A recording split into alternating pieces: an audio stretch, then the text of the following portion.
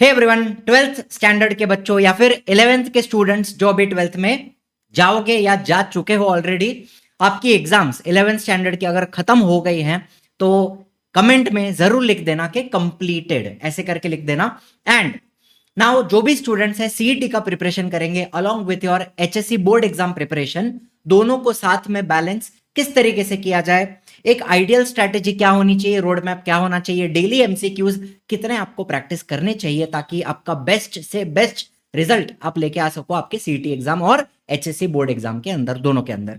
ठीक है, तो यही सारी बातें करेंगे। वीडियो अच्छा लगे लाइक करना, शेयर करना, सब्सक्राइब करना। टारगेट रखते हैं 1000 लाइक्स का। अब देखिए, इस साल का 2026 का बोर्ड एग्जाम कभी हुआ था, आपको यहां पे दिख रहा है 10 फरवरी। अगले साल 2027 में भी इसी के आसपास आपकी बोर्ड एग्जाम स्टार्ट होगी, मतलब समझ लो फरवरी में आपकी बोर्ड एग्जाम स्टार्ट हो रही है, तो इसके पहले आपके प्रैक्टिकल एग्जाम्स होंगे। तो लेट में लेट आपका सिलेबस आपको दिसंबर तक तो करना ही है, लेकिन एक बार अपना सिलेबस ओपन करके जरूर देख लेना। अभी नया नया 12th में आए हो, बहुत सारे बच्चे हैं जिन्होंने पढ़ना स्टार्ट कर दिया होगा, आई एम श्योर, लेकिन अगर अब तक टेक्स्ट बुक खरीदा नहीं है या ओपन करके नहीं देखा है तो बेटा बहुत लेट कर रहे हो अपने पढ़ाई को स्टार्ट करने के लिए। बिकॉज रियलिटी दिखा देता हूं आपको। फिजिक्स में यहां पे कितने चैप्टर हैं? 16 चैप्टर हैं, बराबर है। याद रखना, काउंट करते जाना। केमिस्ट्री में कितने चैप्टर बनते हैं? 16 बनते हैं, बराबर है। नाउ मैथ्स 1 में 7 चैप्टर है, मैथ्स 2 में 8 चैप्टर है, टोटल कितने हो गए? 15 हो गए। अच्छा, इसके पहले कितने थे? फिजिक्स केमिस्ट्री 16 16 32 32 और 15, और बायोलॉजी में भी 15 15 प्लस 15 कितने हो गए? 30। 32 प्लस 30 टोटल मेरे को बताओ कितना हो गया? 62 चैप्टर्स हो जाते हैं पीसीएमबी पकड़ के। चारों सब्जेक्ट यहां पे पकड़ रहा हूं। अगर आपका पीसीबी है या पीसीएम है तो वो एक सब्जेक्ट आप यहां पे माइनस कर सकते हो, लेकिन उसके अलावा आपने कुछ भी आईटी लिया होगा या कोई ज्योग्राफी या साइकोलॉजी फिलोसॉफी ऐसा कोई सब्जेक्ट आपने लिया हो सकता है, वो भी आपको पढ़ना है। लेकिन इन जनरल अगर मैं पीसीएमबी की बात करूं तो कितने चैप्टर बनते हैं? 62 चैप्टर बनते हैं। अब रियलिटी देखिए, आपके पास कितना समय है। अप्रैल समझ लो आधा निकल चुका है, मई है, जून है, जुलाई, अगस्त, सितंबर, अक्टूबर, नवंबर, और मान लो आप दिसंबर मिड तक भी अपना सिलेबस कंप्लीट करते हो। जनवरी का तो रखना पड़ेगा ना टाइम आपको रिवीजन करने के लिए, पेपर सॉल्व करने के लिए, पीवाईक्यू करने के लिए, सैंपल पेपर, है ना। तो दिसंबर मिड तक या लेट में लेट दिसंबर तक आपका सिलेबस दिसंबर एंड तक हो ही जाना चाहिए। तो मान लेते हैं कि आपके पास कितने महीने बचते हैं? अप्रैल से नवंबर पकड़ो तो आपके पास 8 महीने हैं। और कितने चैप्टर हैं टोटल? 62 चैप्टर्स हैं। तो अगर मैं बेसिक डिवीजन भी करूं 62 डिवाइडेड बाय 8, तो अप्रोक्सीमेटली मेरे को 8 चैप्टर्स पर मंथ ये मेरी रिक्वायरमेंट आती है, जिसमें से 2 चैप्टर पर वीक की रिक्वायरमेंट आती है। एंड बिलीव मी, चैप्टर बड़े बड़े हैं, चैप्टर पढ़ने को टाइम लगेगा। एक हफ्ते में आपको 2 चैप्टर करने हैं, which is very very difficult. ठीक है, काफी टफ रहने वाला है। तो ये आपकी रियलिटी है। आपके पास एक भी सेकंड या एक भी ऐसा मोमेंट नहीं है टाइम वेस्ट करने के लिए, पास करने के लिए। आपको डेली डेली डेली कंसिस्टेंटली रोज का 5 से 6 घंटा, ये तो मैं फिर भी चलो कम बता रहा हूं, 5-6 घंटा पकड़ ही लो रोज का, 5 to 6 आवर्स आपको रोज की सेल्फ स्टडी में देनी चाहिए। अगर आप syllabus time to time complete करके अच्छा परसेंटेज लाना चाहते हो तो रोज के 5-6 घंटे सेल्फ स्टडी में आपको देने हैं। ठीक है। दूसरी बात, सीईटी की बात करें तो हर साल सीईटी कितनी बार होती थी? एक ही बार होती थी। लेकिन स्टार्टिंग फ्रॉम 2026, मतलब इस साल से सीईटी 2 बार होने वाली है। ठीक है, कब कब होगी और इसके पीछे का रीजन क्या है, क्यों ऐसा किया है महाराष्ट्र गवर्नमेंट ने? ताकि स्ट्रेस थोड़ा बच्चों के ऊपर कम आए एंड स्कोर बच्चे ज्यादा कर पाए, इंप्रूव कर पाए। ठीक है, तो इसका पहला सेशन मतलब पहला अटेम्प्ट अप्रैल में होता है एंड जो दूसरा अटेम्प्ट होगा वो मई में रहेगा। ठीक है, एंड दोनों में से बेस्ट स्कोर जिसमें आपका आएगा उसको कंसिडर किया जाएगा एडमिशन के लिए। ठीक है, तो 2027 में जब आप सीईटी दोगे तब भी कुछ इसी प्रकार से आपका शेड्यूल रहेगा। एक अप्रैल में होगा, एक अटेम्प्ट, और एक मई में रहेगा। दोनों में से बेस्ट स्कोर लिया जाएगा आपका एडमिशन करने के लिए। समझ में आ रही है बात? बाकी जो भी बच्चे पर्सनली पढ़ना चाहते हैं, 1-to-1 पढ़ना चाहते हैं, स्मॉल बैच में पढ़ना चाहते हैं, परिश्रम बैच आपके लिए है। पीसीएम पीसीबी पीसीएमबी सब कुछ यहाँ पे पढ़ा रहे हैं, इंग्लिश भी पढ़ाया जाएगा अलॉन्ग विथ एमएचटी सीईटी। ठीक है, बोर्ड का प्रिपरेशन हो जाएगा और सीईटी का प्रिपरेशन आपको हम यहाँ पे करवाएंगे। ठीक है, बैच छोटा रहेगा, जूम पे भी काफी बार गाइडेंस सेशन होंगे, आप शुभम सर को देख सकते हो, मुझे देख सकते हो। एंड बाकी भी जो टीचर्स हैं वो आपके महीने में या हफ्ते में इस तरीके से गाइडेंस सेशंस जूम के ऊपर लेंगे। चैप्टर कंप्लीट होने के बाद भी डाउट क्लियरिंग सेशन जूम पे लेते हैं। एग्जाम के पहले जो रिवीजन है वो जूम पे होता है। इसके अलावा कौन कौन आपको पढ़ाने वाला है? अच्छा, पर्सनल अटेंशन में और 1-to-1 अप्रोच जो है अपना स्टूडेंट के साथ कनेक्ट करने का, उसमें क्या क्या चीजें आती हैं वो आपको बताऊंगा। पहले टीचर्स देख लो। शुभम सर हैं, रंजीत सर हैं, मारिया मैम, जस्मिन मैम, योगेश सर, मैं हूं, खुशी मैम है और चंद्रशेखर सर जो आपको इंग्लिश पढ़ाने वाले हैं। तो फिजिक्स के 2 टीचर हो गए, केमिस्ट्री के 2 टीचर हो गए, मैथ्स के योगेश सर, 1 मैन आर्मी है मैथमेटिक्स के लिए हमारे पास, और मैं हो गया और खुशी मैम बायोलॉजी के लिए हो गए। ठीक है, और इंग्लिश भी यहाँ पे आपको चंद्रशेखर सर पढ़ाएंगे जो बोर्ड के मॉडरेटर हैं। ठीक है, नाउ सबसे इंपॉर्टेंटली इंटरएक्टिव क्लासेस, लेक्चर के बीच में भी आपको अगर डाउट आता है तो आप हाथ खड़ा करके, रेज अ हैंड फीचर है, टीचर के साथ डायरेक्टली बात करके अपना डाउट क्लियर कर सकते हैं। टेस्ट सीरीज में एमसीक्यू सब्जेक्टिव टेस्ट दोनों रहेंगी। हजारों एमसीक्यूज की क्वेश्चन बैंक है हमारे पास जो हम आपको प्रैक्टिस करने के लिए देते हैं। लेक्चर में भी प्रैक्टिस करवाई जाएगी और डीपीपी भी दिए जाएंगे यहाँ पे। ठीक है, पर्सनल मेंटरशिप में आपके पास आईवीआर नंबर आ जाएगा, किसी भी टीचर को कॉल करके अपना डाउट क्लियर कर सकते हो। मुझसे बात करनी है डायरेक्टली, फोन नंबर है आपके पास, नंबर घुमाओ, मैं उठाऊंगा, मुझसे डाउट क्लियर करो। एक्सेस ऑफ अपकमिंग बैच, अगर कोई क्रैश कोर्स आता है, सीईटी का क्रैश कोर्स आता है, तो उसका एक्सेस आपको डायरेक्टली दे दिया जाएगा, आपको अलग से फिर से लेने की जरूरत नहीं पड़ेगी। खजाना मतलब क्या? प्रीवियस बैचेस या फिर 11th के जो लेक्चर्स हैं, देखो सीईटी में 11th का भी 20% सिलेबस आता है, तो 11th के भी जो लेक्चर्स हैं सीईटी के वगैरह, जो नोट्स हमने दिए हैं वो सारे आपको प्रोवाइड कर दिए जाएंगे। ठीक है, इसके अलावा जूम पे आपका रिविजन होगा एग्जाम के पहले। तो ये सारी चीजें हमारे स्मॉल साइज्ड बैच में आपको दी जाती हैं। ठीक है, देखो यहाँ पे ये आपका लाइव क्लास चल रहा है, जैसे मैं आपको यहाँ पे पढ़ा रहा हूं, ये हाथ आपको दिख रहा है, हाथ को खड़ा कर सकते हैं, रेज अ हैंड कर सकते हैं और मुझसे डायरेक्टली बात करके लेक्चर के बीच में अपना डाउट क्लियर कर सकते हैं। 1-on-1 कॉल हो गया। आईवीआर नंबर आपको दिया जाएगा इसके लिए, इस फीचर के लिए आपको क्या दिया जाता है? एक फोन नंबर दिया जाता है। जैसे कभी आपने समझ लो कस्टमर केयर, जियो का कस्टमर केयर है, वहां पे कॉल किया तो पार्थ सर से बात करने के लिए 1 दबाएं, शुभम सर से बात करने के लिए 2 दबाएं, खुशी मैम से बात करने के लिए 3 दबाएं। तो ऐसा नंबर होगा, किसी भी टीचर को आप डायरेक्टली अप्रोच कर सकते हैं।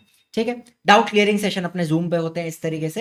एंड फर्स्ट 100 स्टूडेंट्स के लिए कूपन कोड अवेलेबल है HSC 100, एक्स्ट्रा 1000 रुपीज ऑफ हो जाएगा आपका, लेकिन लिमिटेड टाइम के लिए ये कूपन रहेगा, पहले 100 स्टूडेंट्स के लिए ही एप्लीकेबल है।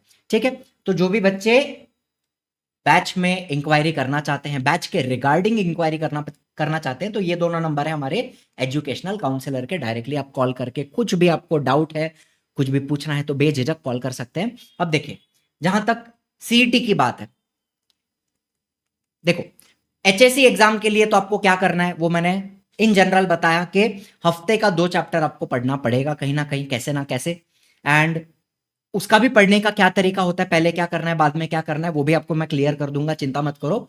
अब सीईटी की जहां बात आती है, तो बोर्ड एग्जाम के प्रिपरेशन के साथ, एचएससी एग्जाम के प्रिपरेशन के साथ साथ रोज आपको 10-10 एमसीक्यू सॉल्व करने हैं। 10 एमसीक्यू कर सकते हैं, मान लो पीसीएम का सीईटी आप दे रहे हो, तो 10 एमसीक्यू फिजिक्स के किए, 10 केमिस्ट्री के कर लिए और 10 मैथ्स के कर लिए, तो टोटल कितने हो गए आपके? 30 एमसीक्यूज हो गए, बराबर।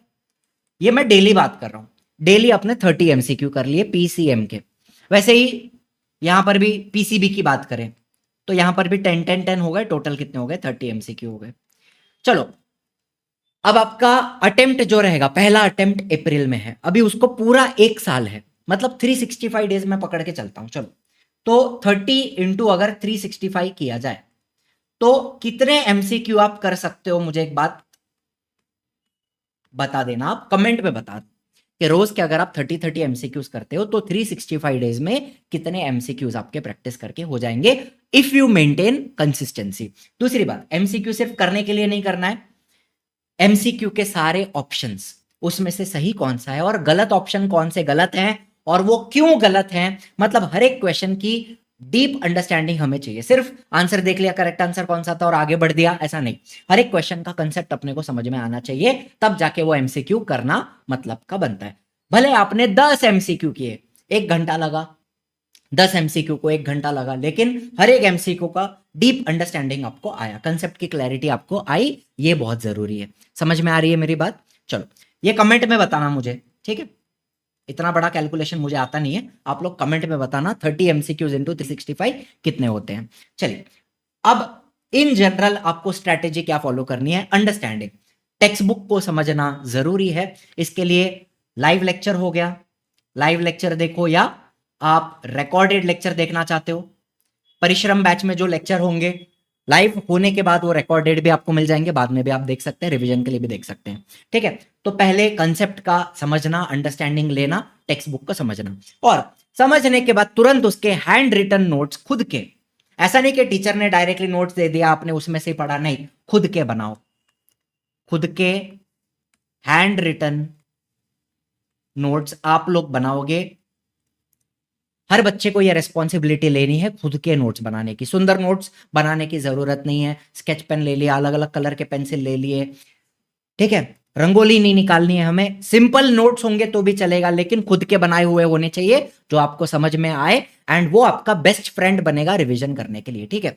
तो आपने चैप्टर को समझा, लाइव लेक्चर देखा, रिकॉर्डेड देखा, जो भी देखा, नोट्स बनाए खुद के इज्जत से, ठीक है? लेक्चर वाइज नोट्स आपने बनाए, एंड ऐसा मत करना कि एक ही नोटबुक है, पहले फिजिक्स का आपने थोड़ा लिखा फिर आगे केमिस्ट्री का कंटिन्यू किया, नहीं, बुक्स अलग रखना, फिजिक्स की अलग है, केमिस्ट्री की अलग है, बायो की अलग है, बुक्स अलग हैं, उनके अंदर अगर साइमल्टेनियसली 2 चैप्टर चल रहे हैं, ऐसा हो सकता है कि फिजिक्स में सेम टाइम पे 2 चैप्टर चल रहे हैं, तो फिर वहां पे भी सेक्शन बना देना, एक चैप्टर अलग रहेगा और दूसरे चैप्टर का सेक्शन अलग बना देना।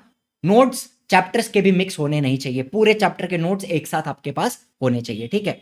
तो वो नोट्स की जो मैनेजमेंट है एंड क्लैरिटी है वो बहुत जरूरी है। अगर खिचड़ी बन गई तो पढ़ नहीं पाओगे आप, ठीक है? चलो नोट्स बन गए, फिर नोट्स रीड करने के बाद रोज रोज हमें एमसीक्यू सॉल्व करने हैं, जो भी हम डीपीपी आपको दे रहे हैं, जो भी मैंने लेक्चर कंडक्ट किया उसके बाद मैंने होमवर्क में आपको क्वेश्चन दे दिए, तो रोज आपको वो 10-10 एमसीक्यू, या जो भी टीचर आपको पढ़ा रहे हैं वो आपको एमसीक्यूज दे रहे हैं, तो आपको वो डेली, जो मैंने आपको टारगेट दिया 30 एमसीक्यूज का टारगेट दिया है, तो डेली आपको वो सॉल्व करने हैं। बात मेरी समझ में आ रही है? एंड चैप्टर कंप्लीट होने के बाद एमसीक्यूज तो आप रोज सॉल्व कर रहे हो, फिर पूरा चैप्टर होने के बाद नोट्स आपने पढ़ लिए, फिर एक बार आपको टेक्स्ट बुक रीड करनी है चैप्टर कंप्लीट होने के बाद। एक बार चैप्टर हो गया, टेक्स्ट बुक आपने रीड कर ली, एंड फिर लास्ट में आपके बोर्ड एग्जाम के लिए आपको एक्सरसाइज के क्वेश्चन भी लर्न करने हैं। और इसके लिए आप क्या कर लोगे? इसके लिए आप कोई भी टारगेट की बुक ले लो या डाइजेस्ट ले लो नवनीत की, दोनों में से आप पढ़ सकते हो, कोई दिक्कत वाली बात नहीं है, ठीक है? एक्सरसाइज के क्वेश्चन हम लर्न कर लेंगे। नोट्स में से तो रिविजन हमें करते ही रहना है। टेक्स्ट बुक एक बार पढ़ोगे चलेगा, इनफ रहेगा, वन टाइम रीड कर लेना और बाद में एक्सरसाइज के क्वेश्चंस गो थ्रू कर लेना। देखो 10th में जैसे आप रट्टा मारते थे, बस रट्टा वट्टा मारने की जरूरत नहीं है, अपने शब्दों में आंसर लिखोगे चलेगा। आपके नोट्स जो है ना, हैंड रिटन नोट्स, उसके आधार पे आप आंसर लिख सकते हो, अपने मन से अपने शब्दों में लिख सकते हो, लेकिन एक्सरसाइज के क्वेश्चंस एक बार गो थ्रू जरूर कर लेना, ताकि पता चले आपको कि कैसे टाइप के क्वेश्चंस बोर्ड में पूछे जाते हैं, ठीक है? फिर पीवाईक्यू तो करने ही है, प्रीवियस ईयर क्वेश्चंस दोनों के करने हैं, ये तो आपको एचएससी के भी करने हैं और सीईटी के भी करने हैं, ठीक है? इसमें कोई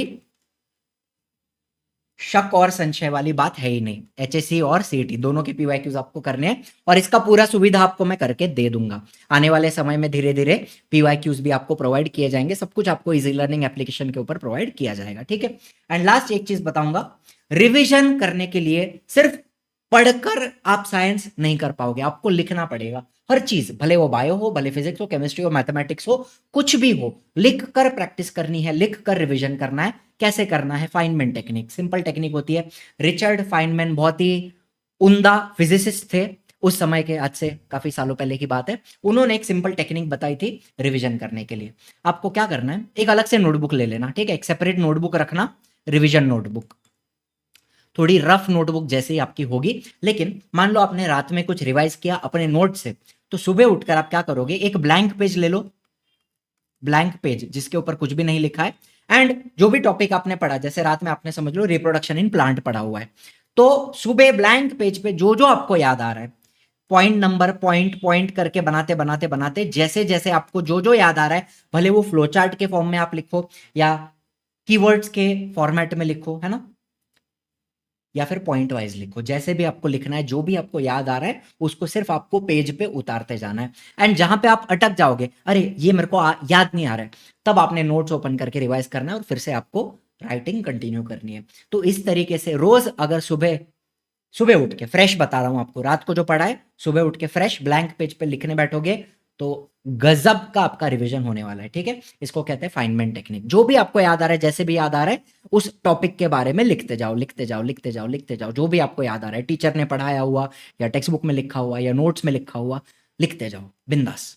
ठीक है, कोई रोक टोक नहीं है, कोई रूल्स नहीं है, जैसे लिखना है वैसे लिखो। ठीक है, ये होती है फाइनमेंट टेक्निक, और ये आपको आपके प्रैक्टिस में लानी है डेली बेसिस पे, इसको भी आपको करना है। ठीक है, तो बस यही सारी चीजें बताऊंगा। डेली आपका टारगेट रहेगा 30 एमसीक्यूज का।